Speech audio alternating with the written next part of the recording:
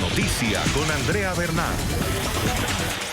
En la 49ª Asamblea General de la OEA, que se lleva a cabo en Medellín, Colombia, del 26 al 28 de junio, la tensión por la crisis en Venezuela acaparó la agenda tras el retiro del representante diplomático de Uruguay en la primera sesión, en rechazo a la incorporación de la delegación del presidente interino de Venezuela, Juan Guaidó. Pese a que no se retiraron, los representantes de México, Nicaragua y Bolivia también dejaron ver su descontento. La crisis venezolana y el aumento de la migración durante los últimos 4 años han sido el tema central del debate. Los 35 países que integran el organismo regional también han puesto sobre la mesa opciones para atender a los migrantes que en distintas proporciones han llegado a todas las naciones del continente. Otro motivo de controversia fue la crisis en Nicaragua.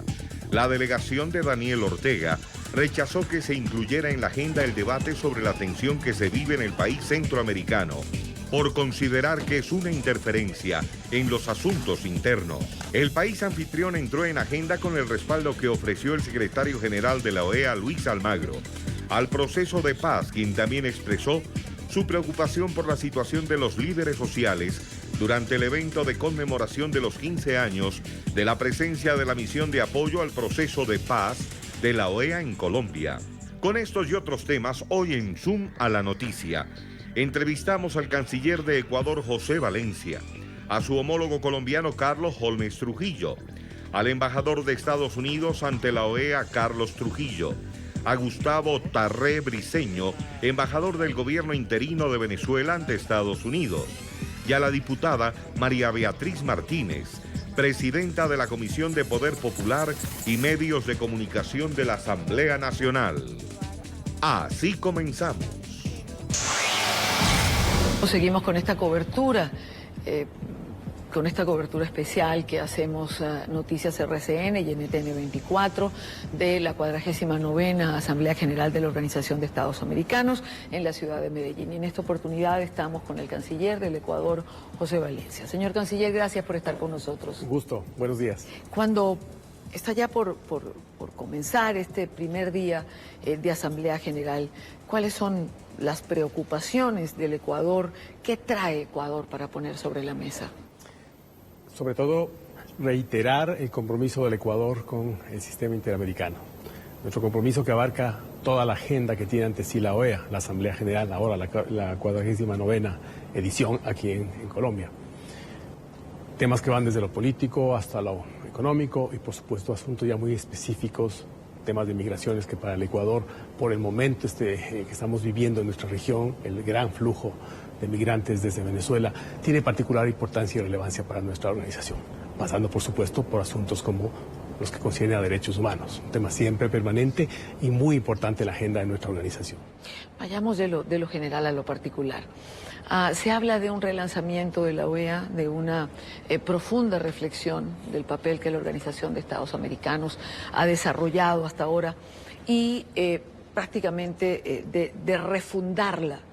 Y conversaba ayer con otros cancilleres y yo les decía, para eso se necesita un compromiso profundo y particular de cada país para defender la democracia.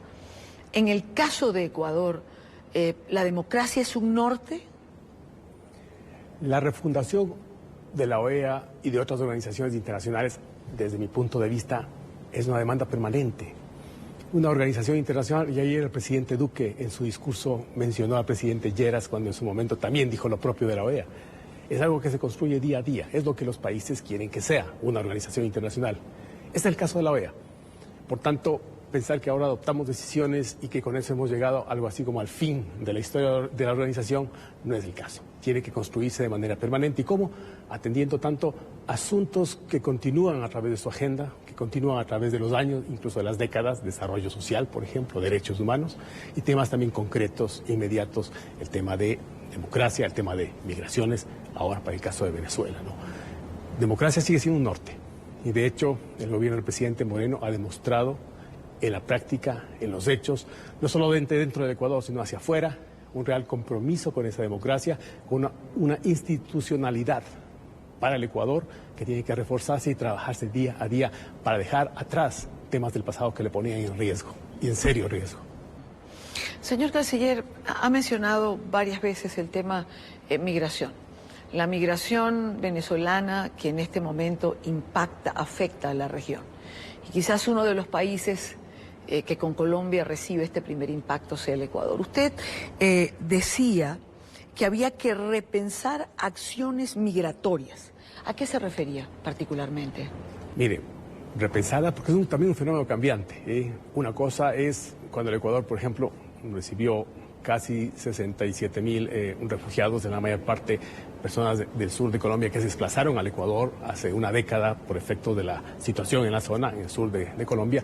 Y otro distinto cuando ahora el Ecuador tiene 300,000 y un poco más de migrantes venezolanos, cuando esa cifra, según las Naciones Unidas, puede incrementarse y llegar hasta fin de año, estamos a 6 meses, a casi 500,000 de personas. Entonces, las respuestas son distintas.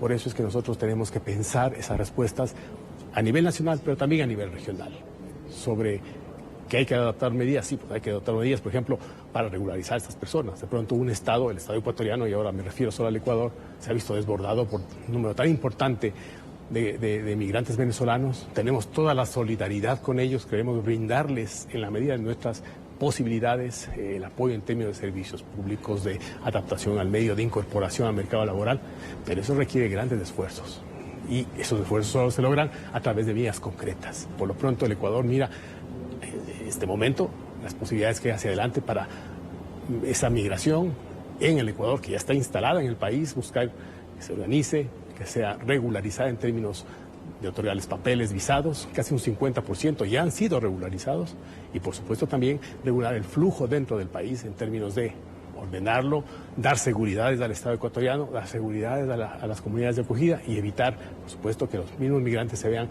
sujetos a riesgos en su incorporación en las sociedades de acogida. ¿De qué cifra hablamos en relación a los migrantes venezolanos en el Ecuador al día de hoy? Este momento tenemos registrados ingresos de aproximadamente 385,000 personas. Hay un margen sobre esa cifra calculado entre un 10 y 15% de personas que han ingresado sin utilizar los filtros migratorios, en otras palabras, utilizando vías de acceso que no están habilitados, trochas, bar, etcétera. Entonces, posiblemente en el Ecuador hay en este momento 320, 330,000 ciudadanos venezolanos, ¿no? Todavía no hemos evaluado el impacto que va a tener las decisiones adoptadas por Perú y por Chile de imponer visado a los ciudadanos venezolanos que intentaban llegar a esos países. Son decisiones soberanas que nosotros respetamos, pero que indudablemente van a tener un impacto en el número de ciudadanos venezolanos que desean permanecer en nuestro país. Ahora, estas decisiones, como usted señala, que son decisiones soberanas, las que ha tomado Chile y Perú, ¿están en la agenda del Ecuador establecer algún tipo de visa para el ingreso de los venezolanos? Está en nuestra agenda desde dos puntos de vista. Por una parte, y me permite empezar por ahí, sí, claro, a nivel regional, ¿no? El Ecuador ha sido promotor de la iniciativa que se conoce como el Proceso de Quito. Tenemos ya 3 reuniones donde han participado prácticamente a todos los países sudamericanos, varios observadores de otras regiones, organismos internacionales, que hemos buscado articular, idear formas de relacionarnos entre nosotros para manejar conjuntamente varios aspectos del tránsito de estos migrantes venezolanos, ¿no? Desde atención inmediata, documentos de viaje, vacunación para los menores de edad que la requieren, asuntos de validación de documentos de viaje, etc. En eso estamos. La 4ª edición del proceso que se inició en Quito va a tener lugar, la 4ª reunión en Buenos Aires, en unas semanas más. En fin, creo que es una respuesta regional que va a temas muy concretos, muy específicos, como el documento que un país otorga a un ciudadano venezolano en tránsito, un migrante, es válido en el siguiente y finalmente su punto de destino, ¿no? Eso creo que es extremadamente útil. A nivel interno, local, el Ecuador ya anunció el presidente de la República, el impacto de la crisis venezolana migratoria en el Ecuador es muy importante. Tenemos 300,000 venezolanos grosso modo, pero por ejemplo el Ecuador tiene una 4ª parte de la población de Colombia, la mitad aproximadamente del Perú, entonces el impacto es mucho más grande. Además, por una serie de circunstancias internas de nuestro país, estamos atravesando una difícil situación económica, crecimiento bastante bajo en comparación a los países de la región, una importante carga de deuda externa, mucho porque hemos tratado de superar el modelo económico que recibimos del pasado. Pero en fin, por lo que sea, el Ecuador está en una difícil circunstancia para atender esto y por eso queremos adoptar una serie de nuevas medidas de orden de regularización para los ciudadanos que están en el Ecuador, como le comentaba, pero también para ver la manera de identificar adecuadamente a las personas que transitan por nuestro país, que ingresan al Ecuador, que es una demanda de la ley que en este momento casi estamos imposibilitados de cumplir ante la avalancha de personas que se presentan en la frontera norte ecuatoriana. Señor Canciller, ¿por qué ha sido tan difícil, siendo una circunstancia que afecta a la región, tomar esas medidas conjuntas que usted menciona? En primer lugar, porque es un fenómeno en continuo cambio, ¿no? Empezaron siendo 500,000 los venezolanos que abandonaron su país. Todos pensaban que al llegar al 1,000,000 la tendencia de salida se estabilizaría, pero ahora ya estamos en 4 millones y la tendencia más bien es a continuar, a no detenerse, ¿no? Ya sabemos, el responsable de esto es, sin duda alguna, el problema, la crisis interna de Venezuela, causada por la grave situación interna de ese país, ¿no? El régimen de Maduro no puede en este momento administrar adecuadamente las condiciones y ha provocado esta crisis humanitaria de la que, si lo vemos con claridad, es la que detona pues, y mantiene este flujo migratorio importante de venezolanos fuera del país. Yo creo que es el primer elemento. El segundo elemento es que nosotros estamos abocados a pensar, bueno, ¿qué viene primero? ¿Una solución interna en Venezuela facilitada desde la comunidad internacional? ¿O tomar nosotros medidas desde fuera para dar una adecuada atención a los migrantes venezolanos, ¿no? Ese es un poco el dilema. En la práctica estamos tratando de hacer las dos cosas a la vez. No se sabe, lamentablemente, cuándo lo uno va a coincidir con lo otro. ¿Usted no cree que en un momento se llegó a pensar que la solución interna, con apoyo de la comunidad internacional, era más rápida de lo que ha sido y eso quizás ha retrasado el que la región se concentre como un todo en buscar soluciones para ese éxodo que finalmente es el que se está produciendo? Nosotros todavía somos en esto muy, no sé si cautos o muy pragmáticos, pero es muy difícil predecir cómo y cuándo una solución a la crisis interna de Venezuela se va a producir. Una transición adecuada dentro de ese país va a traernos a una situación de legitimidad que a su vez avale un Estado de Derecho, que a su vez dé garantías de estabilidad y reactive finalmente a las instituciones y la economía venezolana.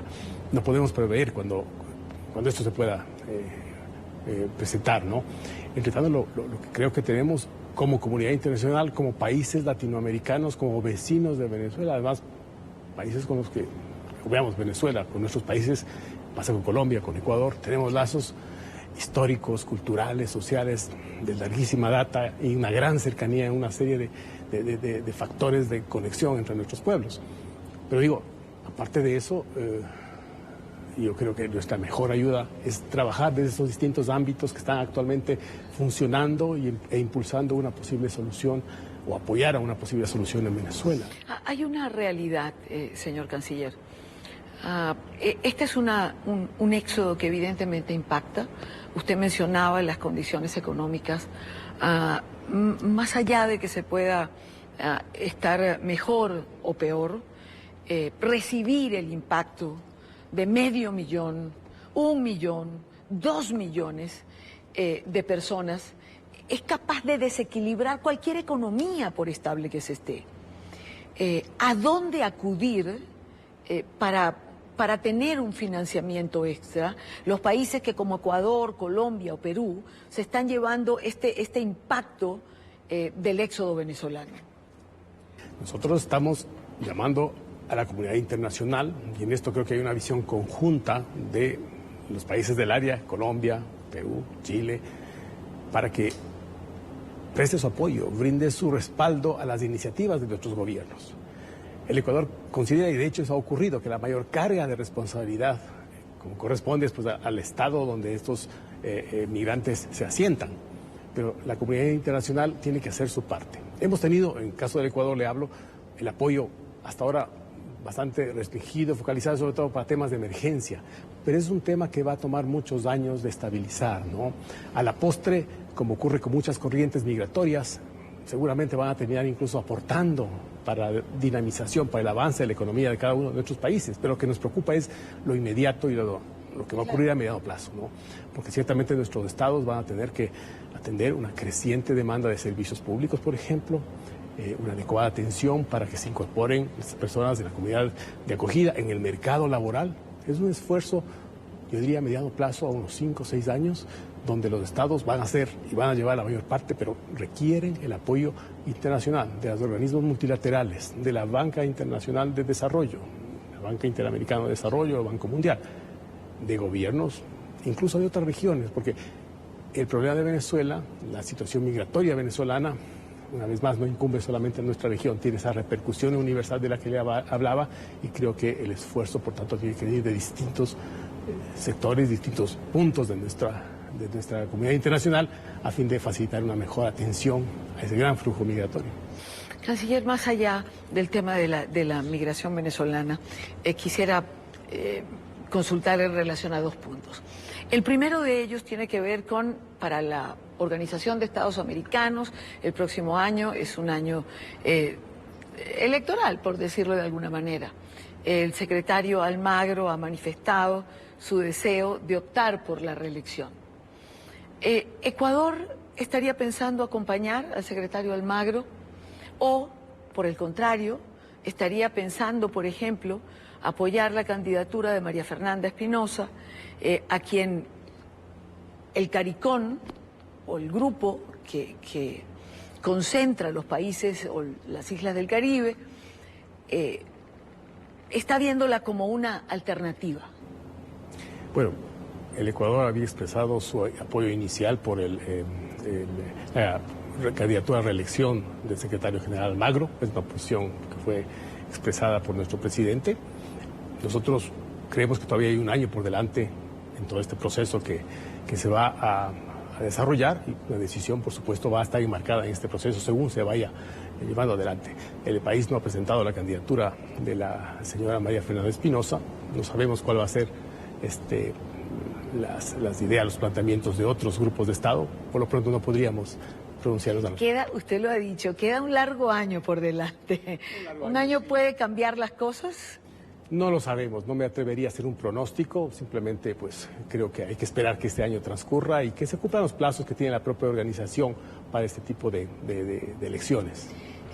Canciller, y por otra parte, no se ha adoptado la decisión en Colombia de la aspersión con glifosato, pero pareciera ser lo más factible en los próximos días.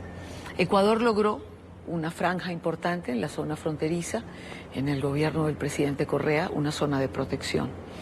¿Cuál es la posición o sería la posición de Ecuador en este momento, dado que en la zona fronteriza se concentran quizás los mayores cultivos en el lado colombiano? Bueno, usted lo ha mencionado, hay efectivamente este acuerdo bilateral, un acuerdo formal suscrito entre los 2 países, entre Colombia y el Ecuador.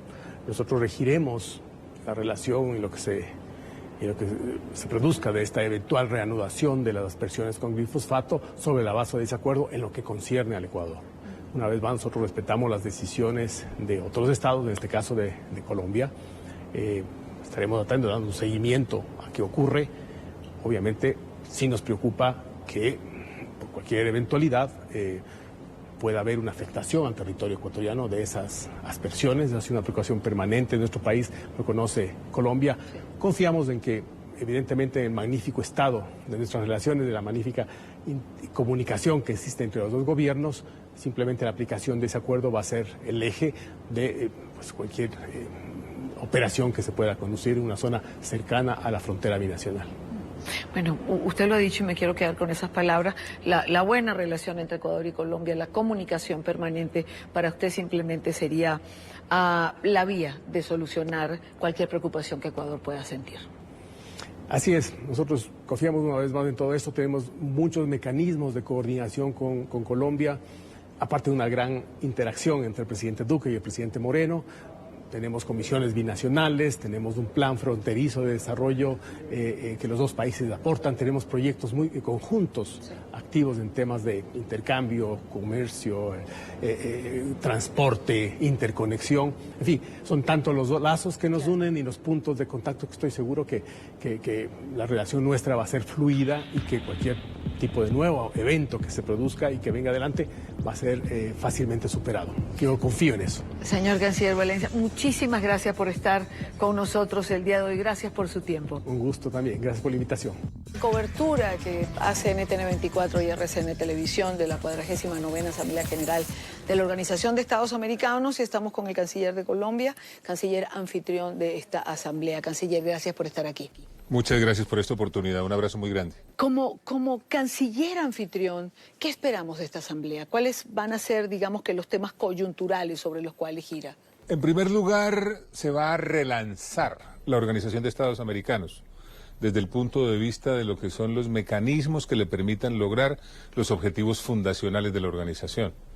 Para el relanzamiento se va a poner en marcha un gran proceso de reflexión colectiva que permita fortalecer todas las herramientas que le den lugar a la vigorización de la democracia, el Estado de Derecho, la independencia de los poderes, el respeto a los derechos humanos, el desarrollo de los Estados miembros. De manera que el principal resultado de esta asamblea será una nueva etapa de la Organización de Estados Americanos con base en ese gran proceso de reflexión. Eso requiere un compromiso tan profundo como la reflexión para que los países sean capaces de asumir posiciones concretas cuando se agrede a la democracia, cuando se va contra ella. Pero por supuesto, es que ahí están los ejemplos. La manera como se actuó en el pasado dio lugar al deterioro de la situación en algunos países de la región, deterioro que es evidente y que nosotros estamos sufriendo de manera directa a raíz de la crisis migratoria proveniente de Venezuela. Vamos a seguir atendiéndola con sentido humanitario, con sentimiento solidario, con sentimiento de gratitud histórica, pero la crisis es gigantesca. Se trata de una crisis de naturaleza regional y global que es un verdadero desafío. Es que el número ya es la segunda después de Siria y es la primera en lo que tiene que ver con la velocidad con la cual ese flujo migratorio se está produciendo hacia el país y hacia otros países de la región. Y esa migración que es inmensa, esa migración que es desproporcionada y que golpea a Colombia como país de impacto por la frontera, ¿qué hacer para manejarla, canciller? A ver, eso tiene dos aspectos que deben ser tratados. En primer lugar, estamos acudiendo a la cooperación internacional, estamos haciendo un llamado para que haya más cooperación internacional y estamos haciendo un gran esfuerzo interno. Vamos a seguirlo haciendo y vamos a seguir convocando a la comunidad internacional. Eso es lo que estamos haciendo para efecto de atender la crisis. Pero lo estructural, ¿cómo se soluciona? Con el cambio en Venezuela, con el regreso a Venezuela de la democracia y la libertad, con el fin del régimen dictatorial y tiránico de Maduro. Esa es verdaderamente la solución estructural a la crisis migratoria. Claro, es la solución estructural, pero ¿cómo acometer esa solución? Es decir, yo creo que los venezolanos han dado todo, creo que han hecho hasta lo imposible por salir de la crisis, creo que los países han ayudado, pero el régimen sigue instalado en Venezuela. Yo entiendo el afán, pero las dictaduras nunca se caen de un día para otro. Las dictaduras se caen como consecuencia de la creación de condiciones que conduzcan a la presentación de un evento, un día cualquiera, que le pone fin a la dictadura. Y lo que se ha venido presentando es eso. Las condiciones todos los días se crean con mayor claridad para que más temprano que tarde el régimen de Maduro sea cosa del pasado y vuelva a brillar en Venezuela la democracia y la libertad. Chile, Ecuador, Perú han tomado decisiones soberanas finalmente de imponer visa a los venezolanos que vayan a ingresar. ¿Eso no es un poco dejar sola también a Colombia, que finalmente tiene una franja fronteriza que permea el flujo del éxodo?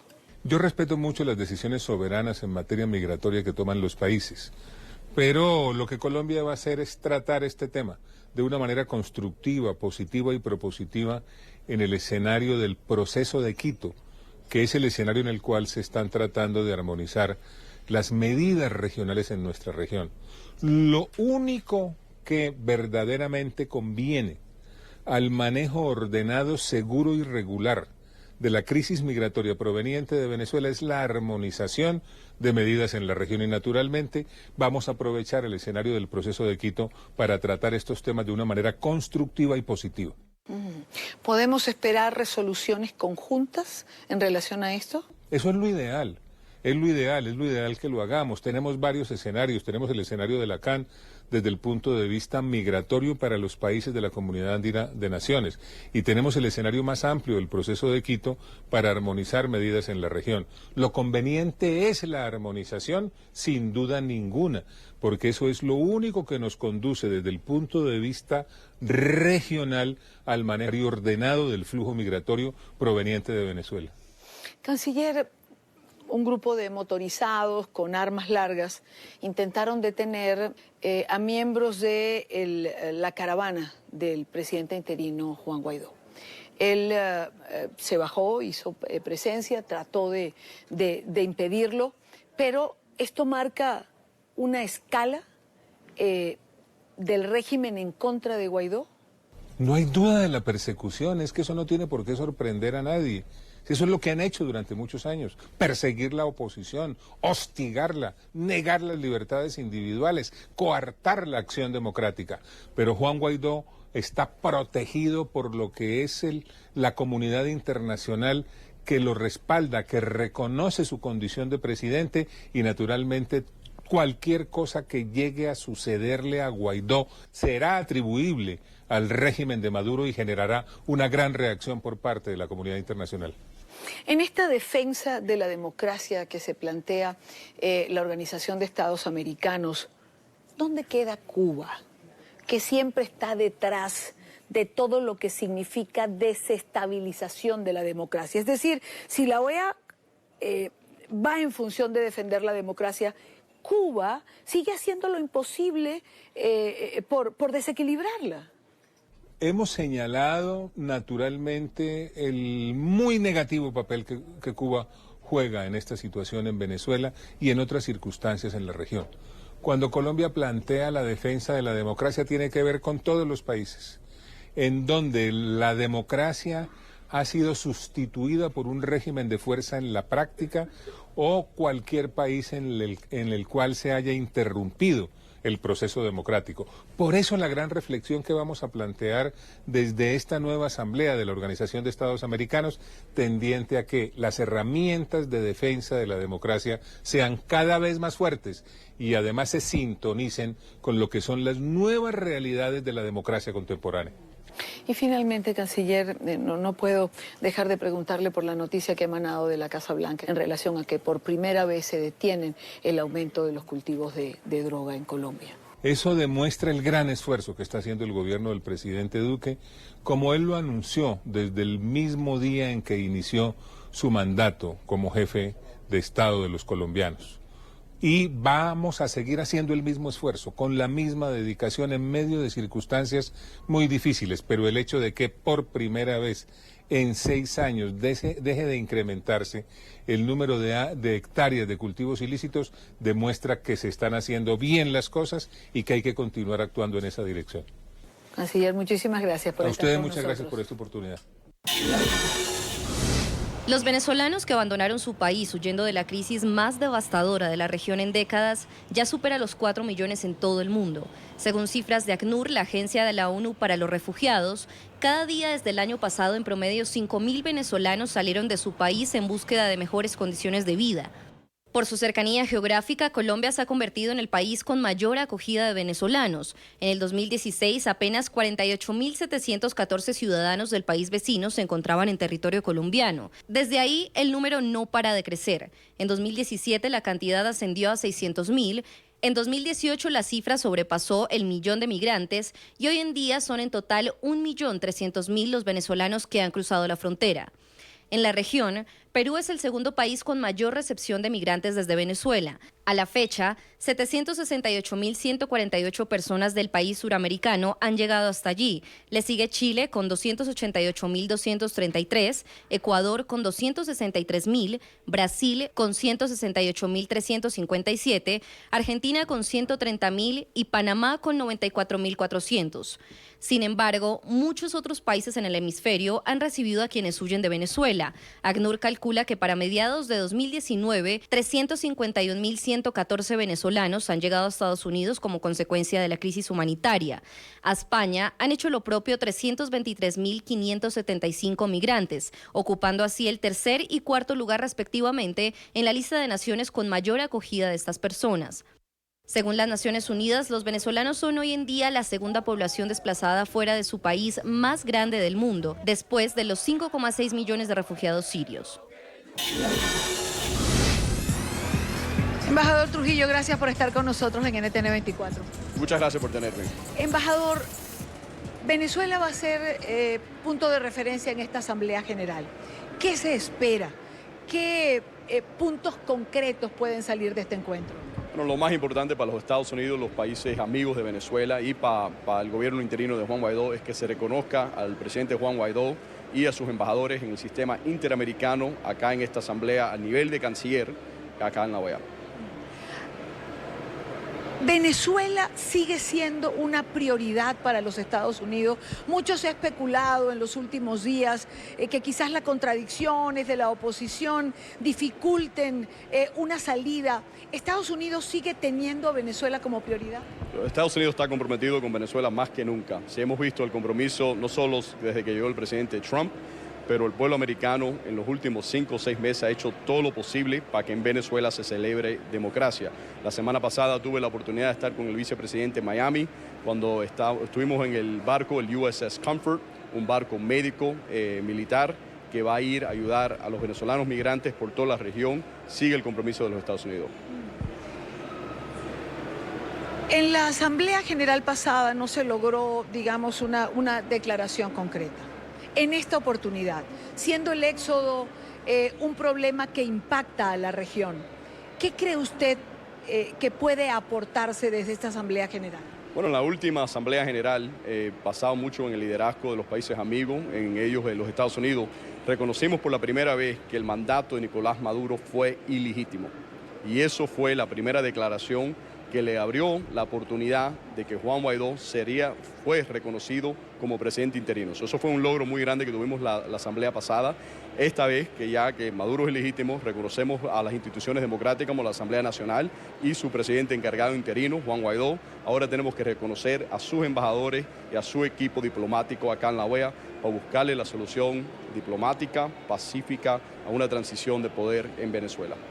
Embajador, cuando se reconoció a Guaidó, cuando salió la interinidad de este gobierno, muchos venezolanos y muchos factores internacionales pensaron que esta solución podía ser más rápida. ¿Qué decir ahora? Cuando a ratos la esperanza de los venezolanos pareciera también entrar en una caída. Bueno, hemos visto la caída de Venezuela sobre 20 años. Y los Estados Unidos empezó a ponerle la campaña a nosotros, que decimos el máximo esfuerzo, la máxima presión, comenzó en enero. Y en solo 5 meses hemos visto 54 países reconocer a Juan Guaidó como el presidente interino. Sistemas financieros reconocer a Juan Guaidó como el presidente interino. La OEA reconocer a Juan Guaidó como presidente interino. La cantidad de los millones de dólares en ayuda humanitaria que ha recaudado los Estados Unidos y los países amigos de Venezuela. Solo han pasado 5 meses. Yo creo que tenemos que también tomar en realidad la situación de Venezuela. Lo que se demoró 20 años en destruir no se va a reconstruir en 25 semanas. El compromiso de los Estados Unidos sigue, vamos a tener éxito, vamos a poder sacar al usurpador de poder, al narcodictador Nicolás Maduro, pero eso, como todas las pólizas y más las pólizas diplomáticas, se demora tiempo. Embajador, leía en su cuenta de Twitter, me llamaba la atención, usted escribía que hay que proteger la democracia y que este era uno de los objetivos de esta Asamblea General. En ese sentido, ¿cómo proteger la democracia cuando Cuba extiende siempre sus tentáculos para intentar precisamente torpedear la democracia de la región? Bueno, es algo que tenemos que reconocer. Cuba es el impedimento más grande que tenemos para celebrar democracia en el hemisferio occidental y lo ha hecho por los últimos 60 años. Es algo que los países lo tienen que reconocer. Los Estados Unidos está bien claro sobre ese tema. Si no fuera por Cuba, hoy en día no existe Nicolás Maduro y puede ser que no existe Daniel Ortega. Cuba es responsable por muchos de los males que se están celebrando hoy en día en Latinoamérica. Espero que muchos de los países amigos también reconozcan el papel que ha jugado Cuba en contra de la democracia, en contra de los derechos humanos en nuestro hemisferio, pero también por todo el mundo. Ya que mencionó a Daniel Ortega, quiero terminar con Nicaragua. Daniel Ortega no ha completado la liberación de los presos políticos, Daniel Ortega no cumple con lo pautado en el diálogo. ¿Cuál es el futuro? Bueno, para nosotros como americanos es totalmente inaceptable que lleguen unos acuerdos, que los aplacen por 3 meses y después que no se cumplan. Yo creo que la OEA tiene que tomar el tema de Nicaragua en serio. Yo creo que tenemos que aplicar el artículo 20 y en un definitivo momento aplicar el artículo 21. Lo que está sucediendo en Nicaragua hoy en día no es democracia. Tenemos que reconocer que no existe democracia y que es una violación total, sistemática de los derechos humanos. Presentar a María Beatriz Martínez, ella es la presidenta de la Comisión de Medios de Comunicación de la Asamblea Nacional, que se ha acercado hasta la ciudad de Medellín, dentro de lo que son todas estas actividades alternas a la 49ª Asamblea General de la Organización de Estados Americanos. Diputada, gracias por acompañarnos. Gracias a ti, Dania, un orgullo estar contigo hoy día del periodista. Qué mejor manera de celebrar lo que tenemos que celebrar los venezolanos, que es el pundonor de los periodistas venezolanos. Muchísimas gracias. Diputada, ¿qué vino usted a plantearle al secretario Almagro que tuvo la oportunidad de conversar con él? Bueno, una oportunidad importante, una reunión que pedimos. Le solicitamos a la delegación de Venezuela que nos permitiera formar parte o integrarnos para hacer ese tipo de reuniones donde nosotros lo que queremos es elevar nuestra voz, llevar a manos de personas importantes que nos puedan ayudar en esta situación tan frágil que está viviendo la libertad de prensa en Venezuela, la persecución que tienen nuestros periodistas, la situación gravísima de lo que es el derecho en general a la comunicación. Nosotros estamos claros y lo hemos venido diciendo, no es nuevo, son 20 años con una política y una estrategia clara enfiladas hacia la hegemonía comunicacional donde se impide y se pretende silenciar a la ciudadanía. Nosotros siempre hacemos énfasis en esto. No son los periodistas que son las víctimas, no son los medios de comunicación que son los perseguidos, que en efecto sí son víctimas directos, pero esto está directamente dirigido al ciudadano de a pie, al ciudadano venezolano que está siendo gravemente vulnerado en derechos fundamentales y que al cerrar los medios de comunicación, al impedir el trabajo a los periodistas, al cercenar nuestra posibilidad de comunicación, pues está siendo afectado directamente, porque no hay manera de hacerlo ver. Y aunque parezca mentira, se lo decíamos al secretario general Luis Almagro, aunque parezca mentira, y lo conocen ustedes muy bien, todo lo que vive en Venezuela, el tema de la libertad de expresión, trajimos aquí en el informe pues una nueva escalada, un señalamiento hacia todos los pasos que han cumplido, donde se ve, por ejemplo, la eliminación de los medios públicos, la compra por parte de personas afectas al régimen de medios de comunicación para silenciarlos, procedimientos completamente fuera de Estado de Derecho, sin ningún tipo de basamento, el pensamiento único, donde se impide un pensamiento plural o democrático, pero además ahora una nueva rematida con una tal consorcio socialista de las telecomunicaciones que quizás va hacia el objetivo de lo que es monopolizar el espectro radioeléctrico. Este consorcio socialista de comunicaciones, que además se le agrega socialistas, ¿cuándo se anunció? ¿Ya se tiene claro sus funciones o simplemente sospechan que esto puede intentar extender los tentáculos para controlar aún más de lo que ya se controla? Bueno, la alarma la encendimos en la Comisión de Medios de la Asamblea Nacional desde los últimos días del mes de mayo. El 23 de mayo el usurpador anuncia esto en un contexto de una reunión de temas académicos. Y lo que nos llama la atención pues es el contenido del decreto, y el contenido del decreto anuncia que es una compañía anónima, evidentemente controlada totalmente por quienes hoy usurpan el poder en Venezuela, y esa compañía anónima tiene un objetivo, y es hacerse de un paquete accionario, sean todas las acciones, o sea, parte de las acciones, pero sí claramente señala de todas las empresas que tienen que ver con telecomunicaciones. Por lo tanto, estamos hablando de radio, estamos hablando de todas las empresas digitales. Sabemos muy bien lo que los venezolanos hemos vivido cuando se han cerrado todos los medios libres, cuando se impide. Diputada, ¿no era suficiente con Conatel, por ejemplo?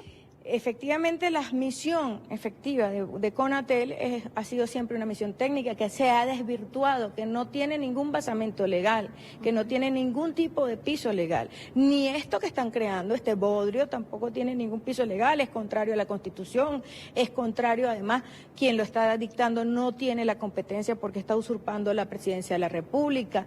El contenido y hacia dónde se pretende ir no está bien claro en hechos, pero sí nos anticipamos porque conocemos cuál es el talante, cuál ha sido el manejo, y nos llama mucho la atención, y así lo denunciamos en un comunicado de nuestra comisión, que a quien señalan y ponen como presidente o coordinador de este ente es el mismo que está ejerciendo las funciones de director de Conatel, un militar, un coronel que ha sido bajo la égida de su mandato en las mayores persecuciones, los bloqueos terribles que hemos vivido. Y que puede tener idea de cualquier cosa menos de comunicaciones o de periodismo en sí, del ejercicio del periodismo, a eso me refiero. Usted acaba de mencionar algo, los bloqueos. El transcurso de las últimas semanas se han producido bloqueos importantes a medios como el Pitazo, correcto, por ejemplo, o a Runrunes, o a Efecto Cocuyo, plataformas que se han creado para informar a los venezolanos y desde Venezuela. ¿Cómo defenderse de esto? Bueno, nosotros hemos sido enfáticos siempre. Este personaje, ese coronel, recibió, por ejemplo, una sanción política de la Asamblea Nacional cuando comenzaron este tipo de bloqueo, y que se empezó a hacer una investigación y él era el responsable. Sigue siendo el responsable, hay mucha opacidad en la información con respecto a esto. Los últimos días, no solamente es con la conectividad con esas plataformas, muy importante que señales, Armando Info, Caraota Digital, La Patilla, Runrunes, sí. Es decir, son todos estos medios alternativos que han sido el reinventarnos en Venezuela para poder comunicarnos, porque claro, tenemos que tener en cuenta, o sea, el tiempo que tiene el presidente Guaidó encargado y desde que asumió la Asamblea Nacional no ha tenido un minuto en la televisión nacional, claro, en la televisión abierta. ¿El objetivo es el blackout completo? Es completo. Incluso vemos, por ejemplo, que esa conectividad, ese blackout, no solamente es hacia un dominio específico, puede ser territorial. Es decir, usted puede estar en un momento determinado en una zona geográfica de Venezuela, claro, y esa zona geográfica es impedida de que tenga acceso a Internet. Incluso, una de las cosas que más hemos denunciado es que no solo lo hace CanTV y no solo lo hace la telefonía celular del gobierno, por llamarlo, que es Movilnet, sí, sino que obliga a las empresas telefónicas celulares privadas que efectivamente también impidan el acceso a Internet. Todo esto no tenemos nosotros que callarlo. Claro. Todo esto tenemos que nosotros hacerlo conocer. Es importante que nosotros lo hagamos conocer. ¿Qué dijo el secretario Almagro que formó parte de esa conversación? Bueno, una expresión bastante clara fue wow, wow, esto es mucho. Claramente está diseñado para silenciarlo, es muy grave lo que estamos viviendo, cómo los podemos ayudar, qué podemos hacer. Eso es una cosa que nosotros lo recibimos y de verdad con muchísimo, dándoles las gracias, porque en este momento Venezuela lo que necesita es la ayuda y el compromiso de todos. Hemos dicho que no puede mantenerse impávida la comunidad internacional mientras en Venezuela se pretende matar la madre de todos los derechos, que es la libertad de expresión. Gracias, diputada. Gracias, María Beatriz Martínez, presidenta de la Comisión de Medios de la Asamblea Nacional. Gracias por acompañarnos. Pasó aquí. Bueno, creo que lo más importante, Idania, en este momento es que el órgano más importante de la OEA, su Asamblea General, aprobó y ratificó reconocer los representantes legítimos de Venezuela encabezado por esta delegación. Es decir, la máxima instancia de esta institución hoy reconoce como delegados legítimos quienes estamos acá.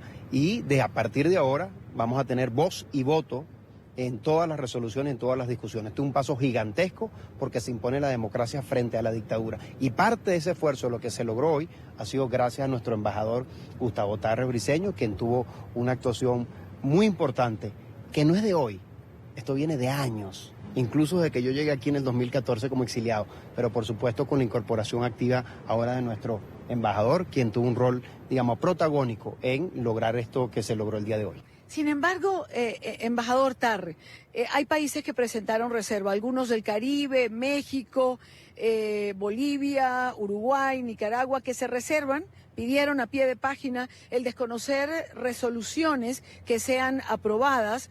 Ellos alegan que Venezuela, que presentó su retiro en el 2017, habría cumplido ya 2 años después, digamos, la legalidad del paso para retirarse. En mayo del 2018 hubo una elección en Venezuela que no fue reconocida por ninguna democracia del mundo y por muy pocos países del mundo. En ese momento Nicolás Maduro dejó de representar al Estado venezolano y Juan Guaidó, quien asumió la presidencia por mandato de la Constitución venezolana, retiró esa renuncia. Es decir, hay un principio en derecho que es la continuidad del Estado. Ese principio fue asumido por Juan Guaidó y Juan Guaidó retiró la denuncia, que era un hecho vergonzoso. Venezuela es fundador de la OEA. Entonces, retirarse de la OEA indica la vergüenza que le daba a Maduro estar confrontado todos los días con el reclamo de los demócratas del continente. Y por eso, desde el punto de vista jurídico, el planteamiento que se ha hecho en contra de nosotros no tiene ninguna base. Pero lo más importante, como decía el embajador Vecchio, de quien agradezco además su elogio muy merecido, es que nosotros tenemos el apoyo de la inmensa mayoría de las democracias. Yo le digo el apoyo de Nicaragua, el apoyo de Bolivia, me importa muy poco, bueno, nos interesa el apoyo de Rusia, el apoyo de Turquía, esos no son los apoyos que buscamos. Tenemos la inmensa mayoría de las democracias del mundo y nos causa mucha extrañeza que un gobernante como el presidente López Obrador de México, que llegó al poder con la bandera de la lucha contra la corrupción, en la práctica se convierta en una muletilla del ladrón más grande que existe en el continente americano, que es Nicolás Maduro.